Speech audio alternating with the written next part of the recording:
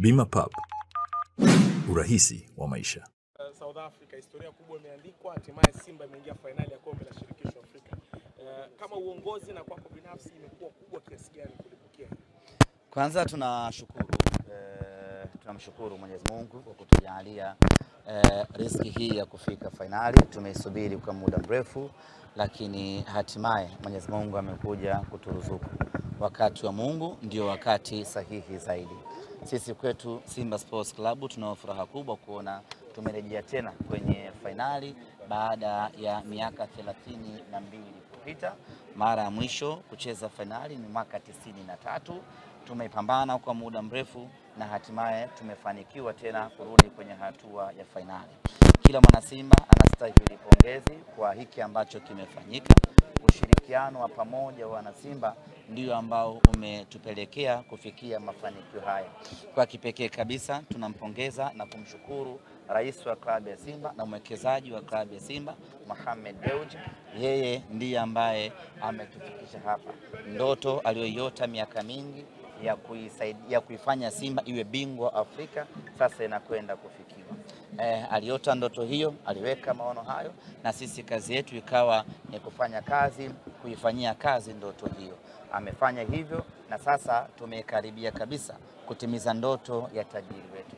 Lakini kwa kipekee kabisa tunawapongeza na kuwashukuru viongozi wote wa bodi ya wakurugenzi ya Simba, ikiwa pamoja na mwenyekiti wa klabu ya Simba ambaye ni makamu mwenyekiti wa bodi ya wakurugenzi ya klabu ya Simba Murtaza Mangungu, kwa kazi kubwa ambayo wameifanya msimu huu. Hawajalala, hawajapumzika, wamevuja jasho kuhakikisha kwamba Simba tunafikia malengo haya.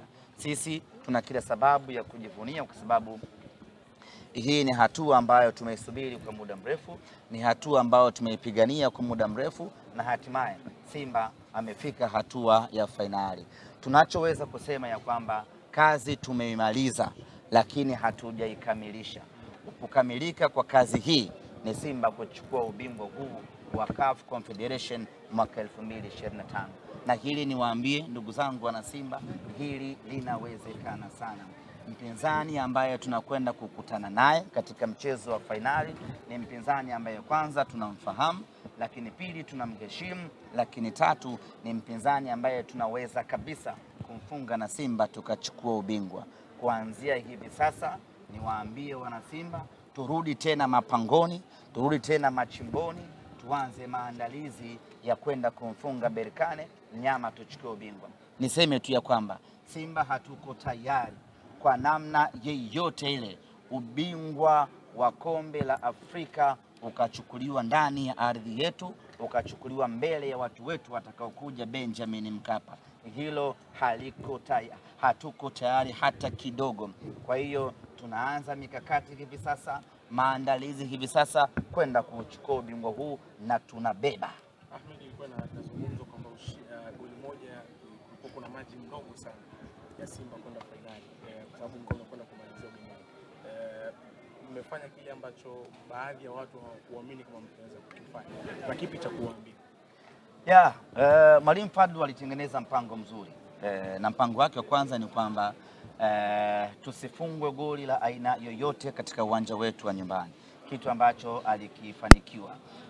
Baada ya kupata ushindi wa bao moja kwa bila katika uwanja wa Amani pale Zanzibar, akaona ni ngumu kupata bao la pili, akasema sio shida, wacha nilinde goli hili moja, kwa sababu nikienda ugenini nina uwezo wa kulinda tena kwa dakika 90 nisiweze kufungwa bao jingine. Na hiyo ndio kawa mpango kazi, na mpango kazi umekwenda vizuri. Goli moja la Jean Charles Ahoua ndilo ambalo limetupeleka finali. Kama wao goli lao moja iliweza kuavua ubingwa Zamalek, na sisi goli hilo moja limetupeleka finali. Kimsingi kwamba mwiba umeingilia ulipotokea. Wao walifuzu kwenda finali kwa goli moja, na sisi tumewatoa kwenda finali kwa goli moja. Ahmed, kwa faida sisi ambao tumechelewa kidogo hapa, kwa nyinyi kama viongozi, sehemu ya Simba imekuwa ni fahari gani? Hujachelewa. Sijachelewa, niko sehemu sahihi. Imekuwa ni fahari kiasi gani kama Simba kushuhudia mnyama na tinga hatua ya finali kombe la shirikisho barani Afrika? Ni fahari kubwa. Timu ya mpira wa miguu yoyote inaposhiriki mashindano inataka kufika hatua ya fainali na kuchukua ubingwa wenyewe. Na kwa ukubwa wa Simba tuliweka wazi kwamba imetosha sasa kujivunia robo fainali, imetosha sasa kujivunia kushika nafasi ya 7, nafasi ya ngapi. Sasa tunatakiwa kwenda mbali zaidi na kwenda mbele zaidi.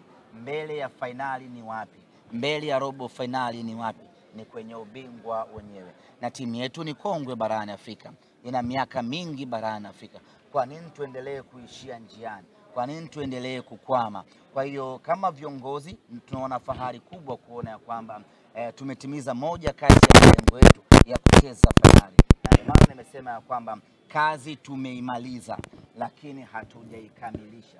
Kuikamilisha kazi hii ya 2025 ni kuchukua ubingwa wa Afrika. Mzani balance sasa. Mzani gani? Ndio ambavyo kwa mnaambiwa kwamba ili kufikia level yao kwenye kombe la shirikisho na nyinyi mtakuwa kuingia fainali na mpate medali. Na miaka yote tunapoizungumzia fainali, wana Simba tulikuwa tunaweka wazi ya kwamba tunataka kuifikia rekodi yetu ya mwaka 93. Sisi ndio tumesimamia hapo. Na hii kwetu sisi inakuwa ni fainali ya pili ya michuano ya CAF. Kwa hiyo mzani tulio balance ni mzani wetu sisi wenyewe wa mwaka 93. Rekodi tulioifikia ni rekodi yetu sisi wenyewe ya mwaka 93. Lakini tukasema inatosha sasa. Hatuwezi kuendelea kujivunia rekodi ya mwaka 93.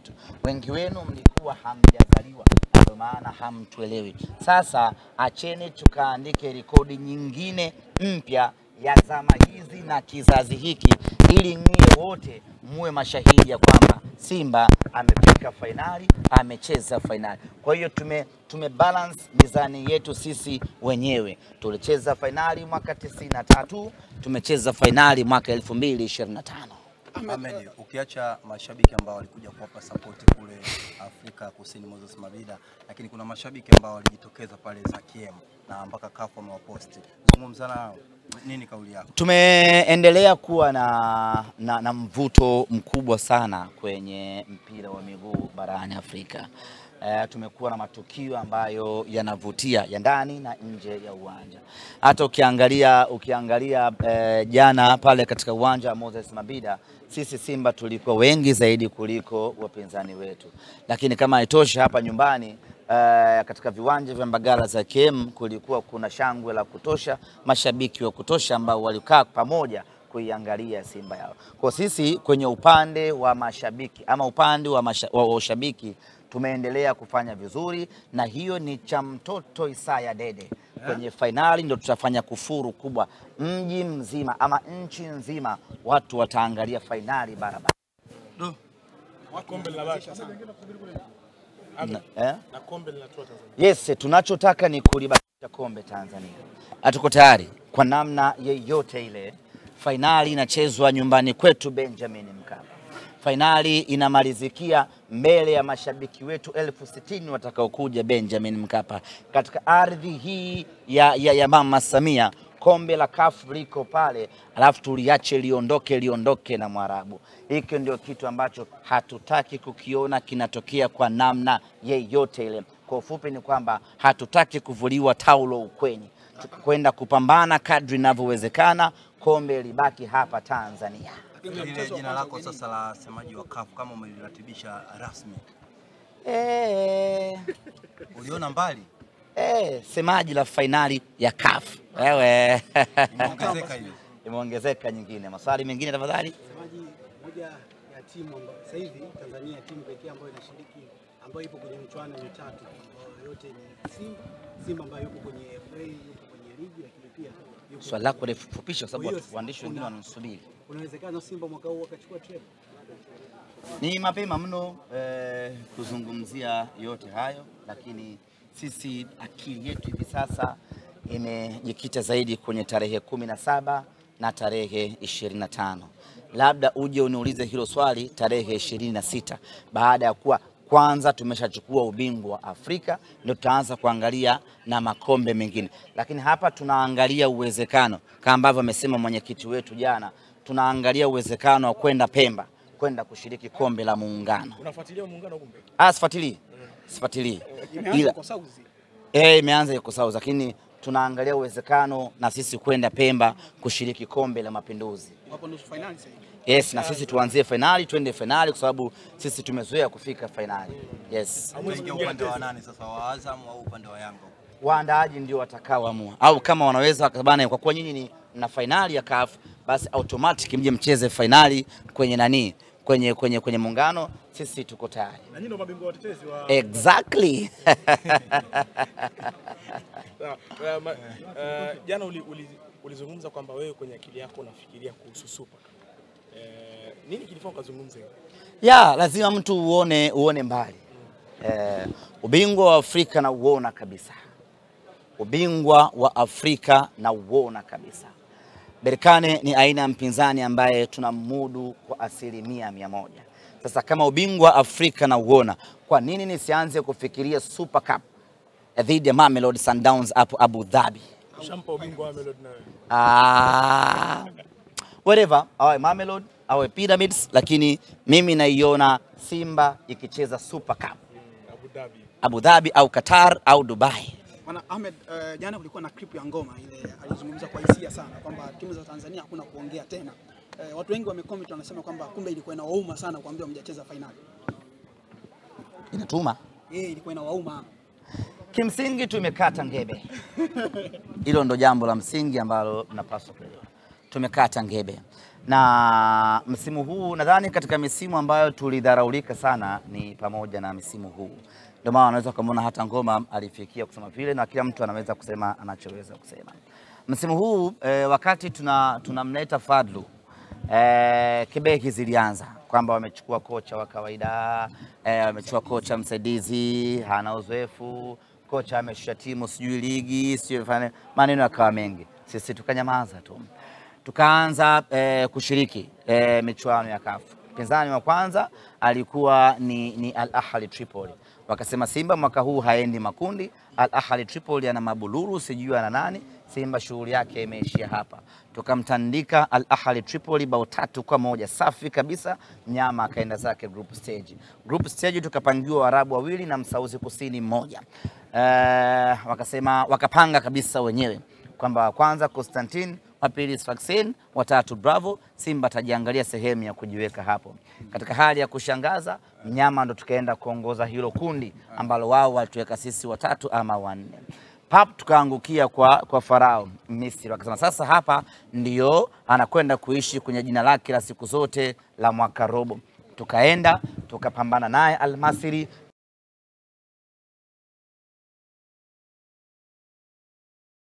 Habari hii inatokea jijini Arusha, inahusiana na hoteli ya kimataifa ya Parrot Hotel. Hoteli hii ina hadhi ya nyota 4 ya ukweli iliyopo Kaloleni jijini Arusha. Jengo lake ni la ghorofa lenye floor 13, vyumba 116 vya kulala vyenye hadhi tofauti tofauti. Hapa kuna executive suite, junior suite, executive, standard bedroom, double deluxe na twin bedroom. Parrot Hotel ndani yake ina migahawa miwili. Mmoja ni maalum kwa ajili ya kupata kahawa za aina zote. Sehemu ya pili ni ya kupata chakula pekee. Hapa kuna bar maalum yenye swimming pool iliyopo floor ya 3. Kuna kumbi za mikutano kubwa 2 na kumbi ndogo kwa ajili ya vikao. Katika Afrika Mashariki, Parrot Hotel kwa sasa ni hoteli ya mfano kutokana na ubora wa huduma zake.